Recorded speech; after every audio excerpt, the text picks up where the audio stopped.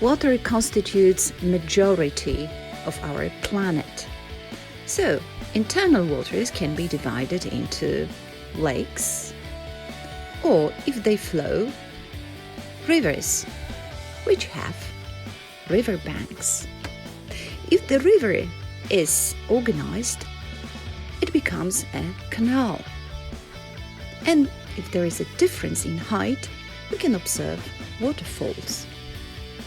On water sometimes you can find islands, and of course, majority of our planet is covered with seas and oceans, where you can find either bays or gulfs.